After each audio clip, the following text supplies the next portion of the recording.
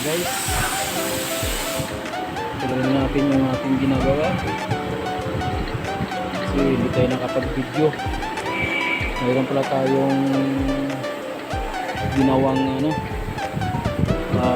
tipos sa motor.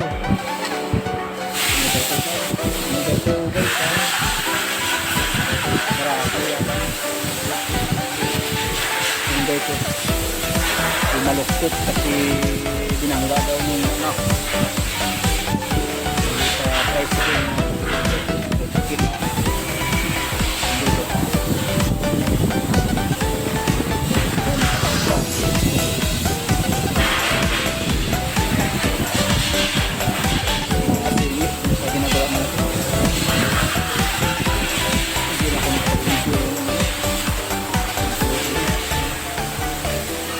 yan, biglaan lang nga pala guys, pangatlo na yan yung pinuputulan natin. Yung dalawa tapos na, yung dalawa yan, apat nga yan. Ito yung isa, ito yung isa. Sirahan na natin ito para matapos ito guys.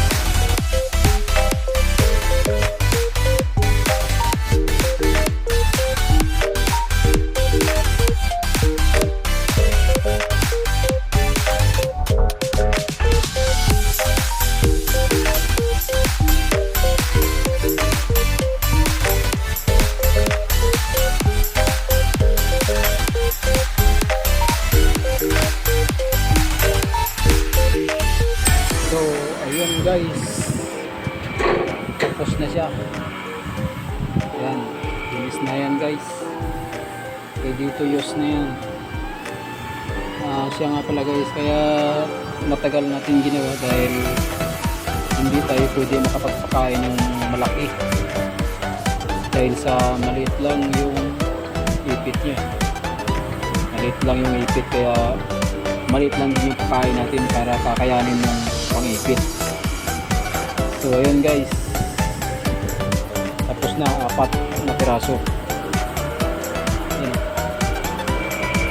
Yan yung tawag na mill. Yan guys, 4 na piraso, tapos na talaga.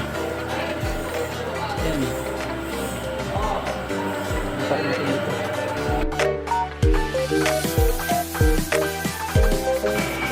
Guys, okay, malinis, makintab, ready to use. Let's go.